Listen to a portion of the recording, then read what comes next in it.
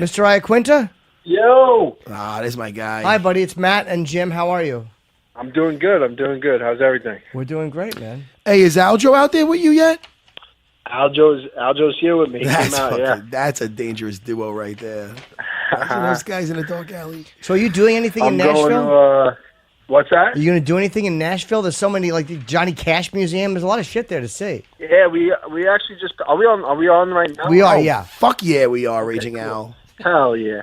I'm going to meet up with Aljo right now. He's down on the strip right now.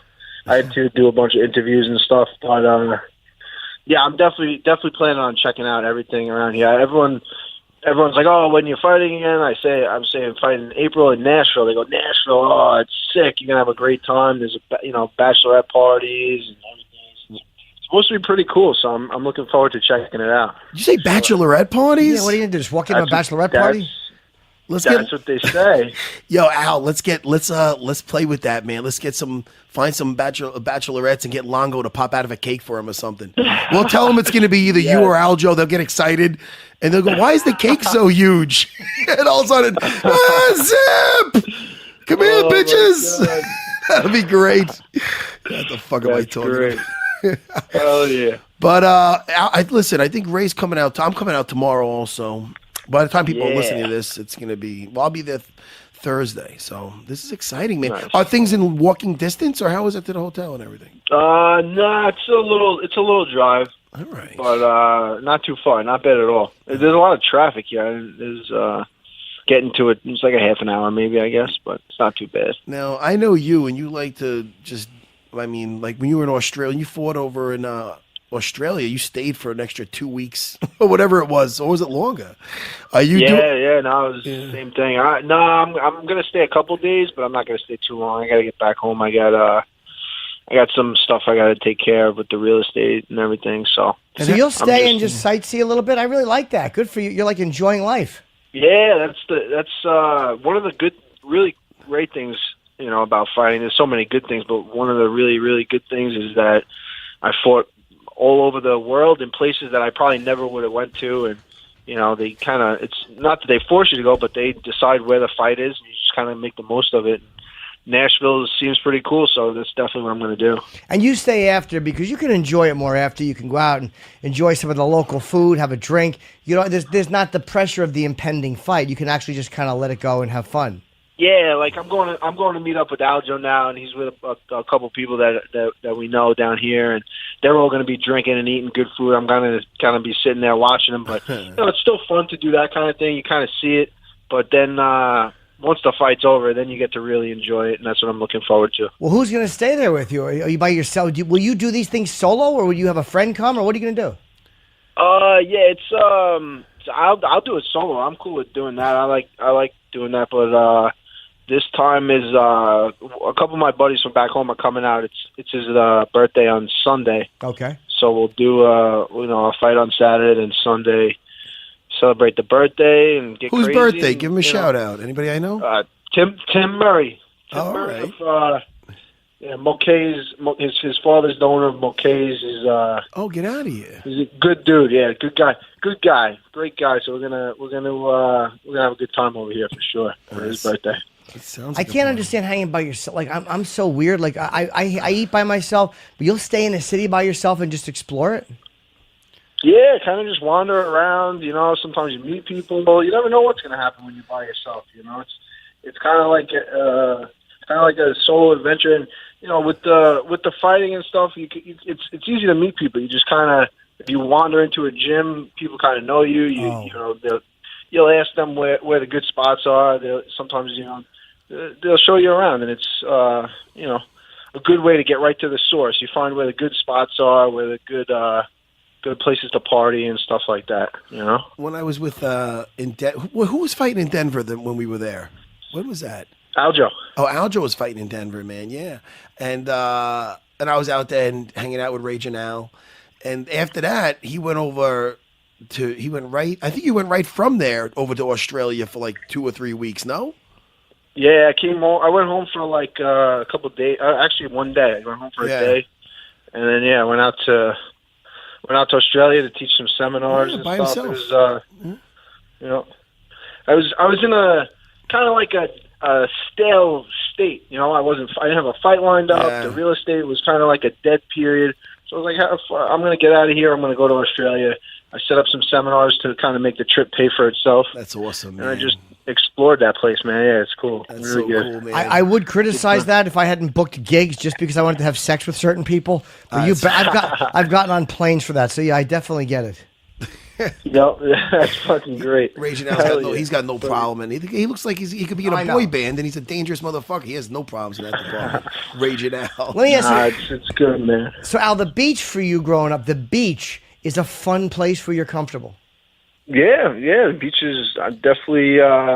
He's into the kayak. My father was an ocean lifeguard, so I grew up there. You know, as a little kid, just playing on the beach. You know, and I just like being. I hate being inside. I get, kind of like stir crazy. So I like being just outside and doing things always. You know. Jimmy, he likes the kayak. Oh, okay. You still doing that, Al? The kayaking? A little bit. Yeah, kayaking a little bit. You got away from it or what? I know you kind of into that. It's a pain in the ass lugging that big ass thing down to the beach and throwing it. You know, you got to carry it. And whatever, so, but that's fun. All right. It's all right. Yeah, but you're not into the regular surfing too much, are you? I had the freaking knee problems, man. Oh, you don't want to do that shit. Just as I started getting into surfing, my knee started, feeling like shit, and then I had to have surgery. Yeah. So it's like something I'd love to do and really get good at, but... Well, that's what's nice about the kayak. You can just sit in that fucking thing, right? That's it. It's a sick workout, upper body workout. There's, in the ocean with the waves and stuff, you're working hard to... and not get killed in it, Man, I see everybody enjoying the ocean, and I'm just not an ocean person. Well, I'm not because of my body. Like, if I go to the beach with a pretty girl, I just sit there with my fucking black jeans and t-shirt on because I'm not a well-built fucking guy. It's humiliating. My goal is to get laid at the beach once. You gotta get down to the gym, man. I know. I go to the gym, but I don't go. I eat too many nuts. I eat too many, I'm in average shape. Dude, you're saying eat too many nuts, and I don't know why, but I'm having a craving for fucking pizza. Yeah, it's good. Yeah. Pizza rules. Dude, you guys are really fucking killing me right now. Oh, sorry. poor Al's fighting. You're right. You're sitting there about the eating. I'm like, I'm going to go to Penn Station. Dude, you know what I'm craving? Honestly, you ever chop up some asparagus and put a little warm water in there and eat it? That's good stuff. I'm with you. Making him feel better. Right now, I'd like some Nashville barbecue. I heard the barbecue is good, so I'm like craving that right now. It's okay. It's going to be the first thing I attack. Honestly, I've eaten it. It's fine. Yeah, it's fine. You're not missing much. You're not missing a whole lot. It's you'll eat it. You go, yeah, that's fine. It's not like the big deal. We were just with obviously that makes me feel better. Yeah, it's all right. It's amazing. Longo couldn't get over the barbecue in Kansas City, man. Oh, he loved it. Oh, Longo was really? like, well, he's watching his weight. Did he eat any? He's watching what? Oh, all right. But he probably is. Now Longo looks good. I think Longo looks better than he's looked in a while. But he couldn't stop talking about the damn barbecue, and I have no interest in the barbecue. You don't like barbecue? He's like, the brisket. I go, dude. Forget your brisket. Like gravy on the fries. I'm like, calm down, Longo. When I was down in Memphis, I was thinking the same thing, like the barbecue, big deal, whatever. But when I was in Memphis, when Bowman fought down there, and me and Hire went down, and Hire was like, you got to check out this spot. I was like, yeah, all right, whatever.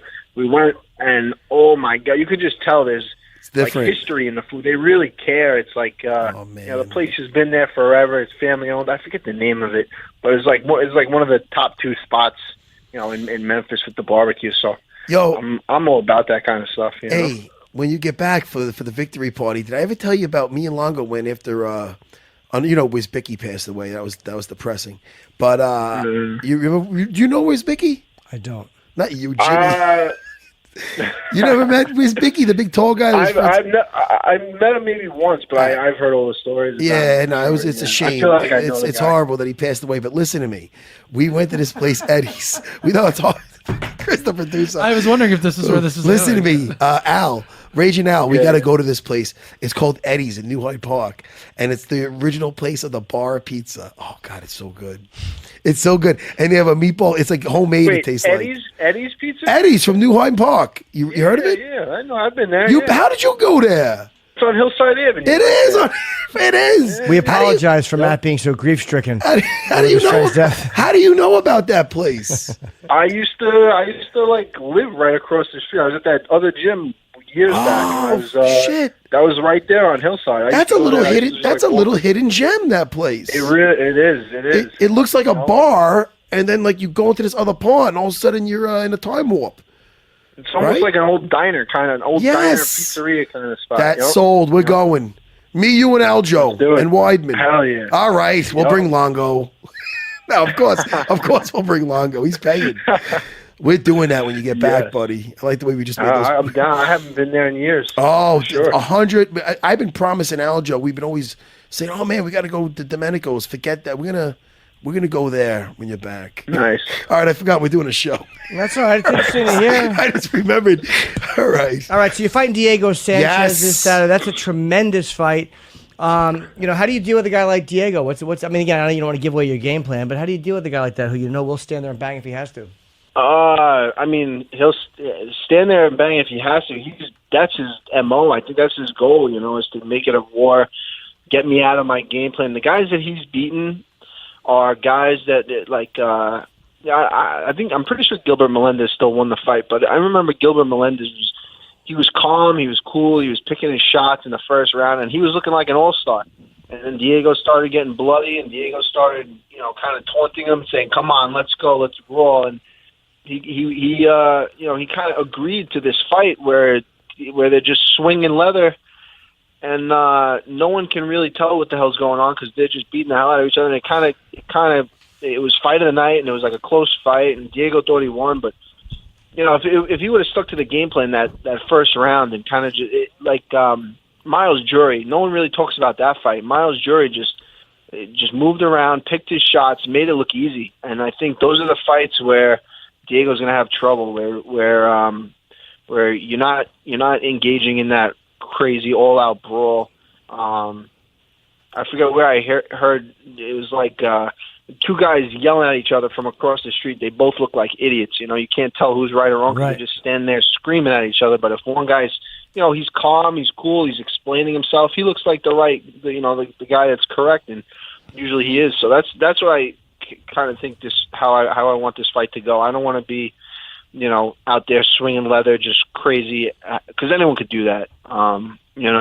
I've worked so hard over my career of, being technically sound, being one step ahead, really being a thinker in the cage, and I think that's what's gonna give me the win in this one for sure. Well, if we were just talking to John Dodson about guys taking other guys out of their game, we were talking about Dominic Cruz and T.J. Dillashaw and the ability of certain fighters to get taken out. So what you're saying is basically in the ring, you're not going to allow him, because when you're in the ring and a guy is going, "Come on, let's do it," it might be tempting to do it because there's 17,000 people watching a guy call you out for more aggression. But you're saying that you're not going to allow that. You're not going to allow him to pull you into what he wants.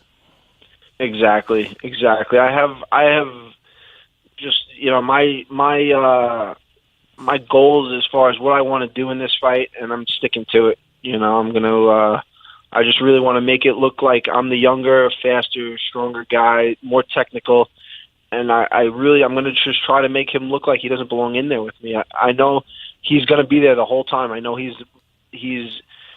probably one of the craziest. The guy is out of his mind, and someone that mentally. I don't know. I guess you'd call it mentally strong. He is mentally strong. He's not. He's in there till the end. Yeah. There's no getting rid of that guy. Mentally, you're not breaking him. It's impossible. He's never going to break. But just being content on landing my shots the entire time, no matter how crazy he gets, is that's what I really believe that's what's going to do it for me. I don't think if he tries to play my game, I don't think he's going to be able to do it. If I were to play his game, I think I would be somewhat successful. I think I would be successful, but there's no point in even going there. That's a great way to phrase it. That that there's no getting rid of him, because a lot of guys go into a fight. They try to paint their picture to themselves that they can break this other guy, but you're giving him the respect of saying he's unbreakable. I understand that, so here's what I have to do to beat him. That's a very smart way to look at it. Yeah, I mean, there's not many guys that I've met that I will say that about. There's a couple guys that I've trained with that Ray calls it the cuckoo gene. It's like he doesn't get tired because he doesn't know any better. You know, it's just that's what he does. He's just going and going and going, and he just sees red and he goes, and it's respectable. He's got this nickname now. He's calling himself the Lionheart, and it works perfectly for him. It fits him perfectly. But a lot of times, if you have the heart of a lion, you're you can get yourself beat up worse than you should. I think it's a really good fight for me. I think he poses a lot of he poses a lot of problems, especially as the later rounds. But I'm ready for it. I'm in shape. I've been looking forward to this for so long. I just really can't wait to get in there. This week is the worst week because I'm just like, I just want to fight, So I'm excited, man. I'm excited for sure. Now, and this is awesome because I know how excited you were when you got this matchup because this is not a guy you got to go looking for in there. You know what I mean? You know you have a fight. Like, this guy's coming at you, so I know that gets you excited. Because some guys like to compete and this and that, but some guys just like the fight. Raging Al likes the fight. Yes, he does. That's another guy that loves his job, Jimmy. Like I told you, he just loves it in between rounds. No place.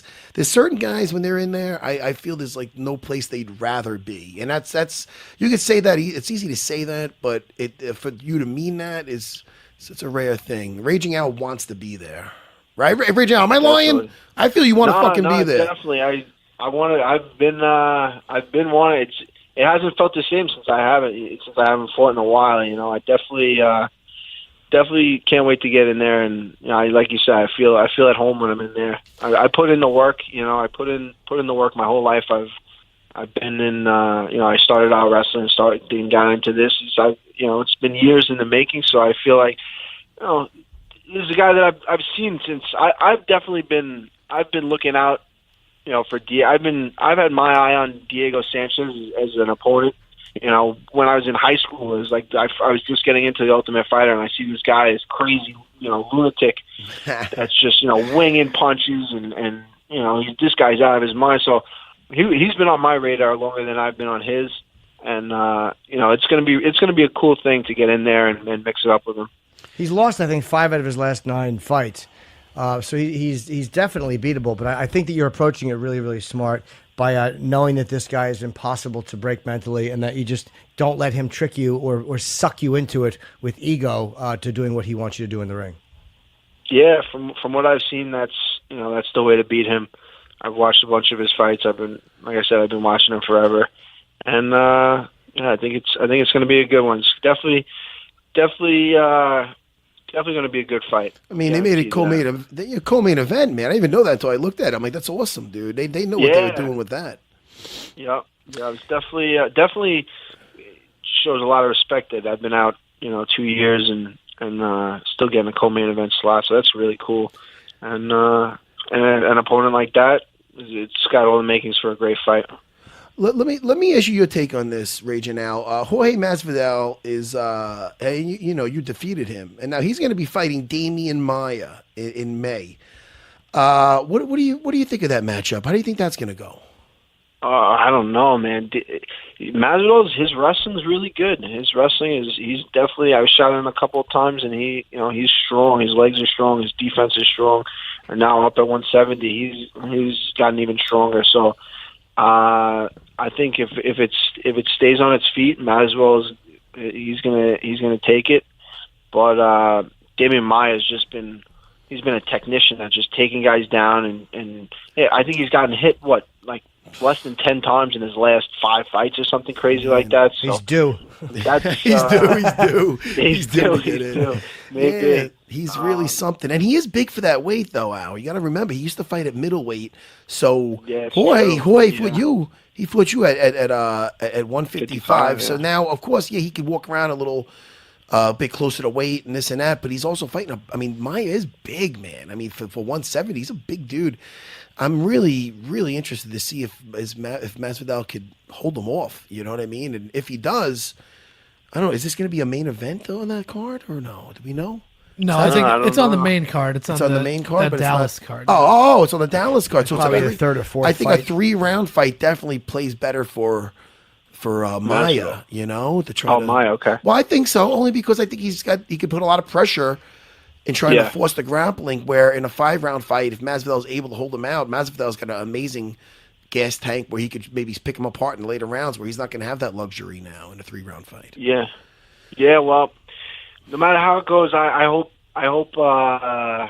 I like Damian Maia, but I got to root for Masvidal. You know, I got the last win over him, so every time he wins, I'm like, yes, keep going, buddy. I hope he gets the title, and it looks good for me. That's so great that you say that, dude. I do the same thing. GSP. I do the same thing every time St. Pierre he's coming back up, and I like Bisping too, but I'm like, get him, George, take him down, motherfucker.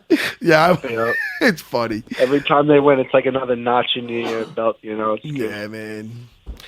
What else, Jimmy? I think it's we did it, man. Al, thank you, buddy. Come back in when you're here, and of course, good luck against Diego Sanchez this Saturday.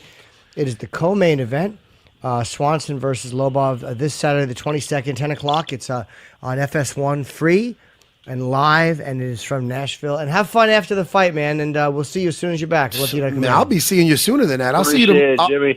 I'll hit you up when I'm in town tomorrow, buddy. All right. See you tomorrow, Matt. All right, Raging Al. Take care, Al. Thank you guys. Good luck, later, buddy. homie. Bye-bye. Thank That's you. right. That's my.